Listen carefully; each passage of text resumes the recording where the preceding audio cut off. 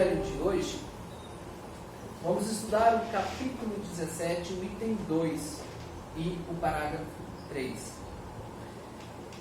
Mas antes, eu vou fazer uma leitura do livro Outra Perspectiva, que diz o seguinte: vida repleta de alegria.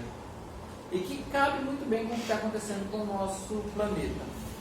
A formação do planeta Terra, quanto à moral dos habitantes, possui base na mente coletiva, pela somatória do conteúdo mental, por meio de pensamentos, palavras, ações, crenças e atitudes de todas as pessoas, conscientes e inconscientes, somadas.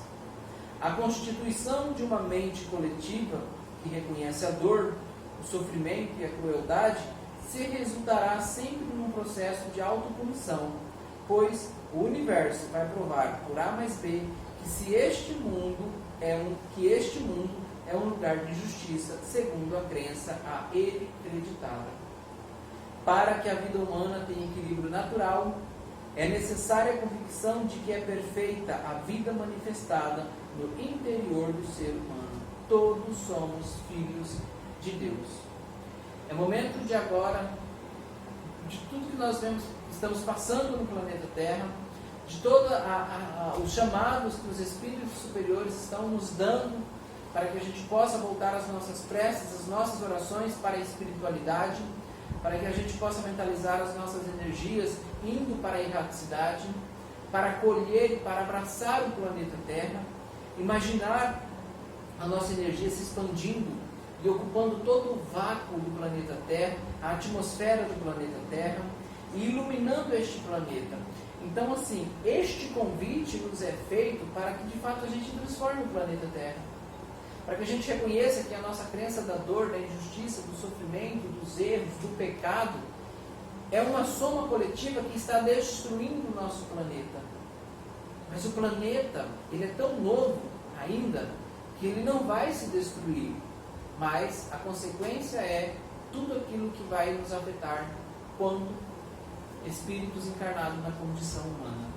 E para que isso não aconteça, é muito importante que a gente una as nossas mentes através de pensamentos benéficos, reconhecendo que somos filhos de Deus. Se eu, portanto, reconheço que sou filho de Deus, eu reconheço o meu dever com o próximo. Eu reconheço as minhas obrigações para todas as pessoas que estão em volta. Somos falhos? Temos dificuldades? Claro que temos. Mas reconhecer as nossas falhas e as nossas dificuldades e tentar mudar elas. Não é também ter o dia inteiro da nossa existência humana, né, sendo simplesmente moralistas. Não. Nós temos o direito de ser simples, humildes, brincalhões. Temos o direito também, em alguns momentos, de ser até sarristas. Mas desde que não denigra ninguém em imagem, cargo, função, ideologia, crença, desde que não denigra nada. E desde que a gente plante em nossa mente a consciência de bem e de paz, para que os nossos irmãos que ainda não são tão esclarecidos na espiritualidade e das novas condições, que talvez muitos deles já estão submetidos há milhares de anos, não aproveitem para nos tentar. É de uma forma bem mais prática colocar o que o nosso Senhor Jesus Cristo falou: vigiai e orai. E o Evangelho, ele nos apresenta esta seguinte observação, o Evangelho segundo o Espiritismo: tudo o que sobreexcita o sentimento de personalidade é destrutivo. Que é o que nós conseguimos observar que está acontecendo com o planeta. O planeta em si está em perfeita harmonia, em perfeito equilíbrio, mas nós estamos vendo pessoas, seres humanos, que são espíritos encarnados, se mutilando, se destruindo. Por quê? Porque tudo aquilo que excede o limite da personalidade, tudo aquilo que extravasa a proporcionalidade da manifestação das supostas personalidades que eu acho que eu tenho, acaba que me destruindo. E destruindo quem está por perto. Este cuidado, quando cristãos, quando espíritos, vivenciando outras crenças, outras religiões, temos que ter o cuidado para não sermos destrutivos por excitar além do limite a nossa personalidade. Todos temos personalidades. E isso é o que faz começarmos a diferenciar a nossa individualidade, principalmente quanto a espíritos. Mas cuidado para que esta personalidade não seja exagerada. Eu tenho que ser flexível. Eu tenho que entender que eu estou num processo de evolução e que, para eu passar por este processo, eu preciso compreender que a única maneira de eu salvar a minha condição de espírito encarnado, num sentido de evoluir e salvar o próximo, é através da caridade. Porque assim como o Espiritismo diz, fora da caridade não há salvação. Aí ele continua. Além de destruir, talvez, se não destruir, pode provocar o quê? Enfraquecer os elementos da verdadeira caridade. Olha o perigo. Eu posso talvez não me autodestruir, não destruir o meu próximo, mas eu posso enfraquecer a minha aptidão de praticar a caridade. Quando? Quando eu afeto os princípios básicos da caridade. Primeiro, a benevolência. Porque quando eu sou autoconfiante, quando eu sou autossuficiente e enalteço a minha personalidade, é como se eu de fato não precisasse de mais nada. Então eu perco o interesse de ser benevolente para com o próximo, de ser afável, de ser amável, de ser bondoso e principalmente de ser justo. Ao mesmo tempo, eu também afeto a indulgência, porque como eu me acho a pessoa com mais destaque de personalidade, talvez eu me julgue no direito de apontar o dedo para o outro e ainda entregar os erros do outro para alguém ou para um grupo. Porque a indulgência é a capacidade de eu me colocar no lugar da outra pessoa, fazer as minhas devidas observações quanto espírita, para que eu possa também situá-la numa condição moral cristã, mostrando que o que ela fez é errado, mas eu não tenho o dever de julgá-la, não tenho o dever de condená-la, muito menos não posso, em hipótese alguma, permitir que aquilo que eu tive com ela de conversa saia dali. Outras pessoas não precisam saber, porque eu estaria colocando ela na ridicularização. Mas quando você é uma pessoa que se diz com uma personalidade extravagante, nós acabamos que afetando a indulgência. Eu perco essa sensibilidade de me colocar no lugar do outro. Em relação a isso, a abnegação. Como eu vou ser abnegado? Porque eu tenho que compreender que a abnegação ela é um processo primordial para mim na condição de espírito. Já estou sendo abnegado quando eu me submeto, talvez por uma escolha própria ou por uma escolha de um anjo superior, de um espírito superior, a nascer no planeta Terra com determinadas limitações. A minha abnegação é aceitar isso de bom grado, de bom coração. Mesmo que doa, mesmo que sofre, eu estou sendo abnegado à justiça da espiritualidade, à justiça divina, que está me dando a oportunidade de crescer.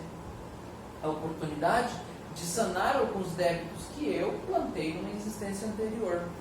Mas quando eu me sinto uma pessoa altamente repleta de personalidade, cheia de comportamentos e atitudes de autossuficiência, eu então perco essa noção de abnegação. Eu não preciso ser abnegado a nada e a ninguém.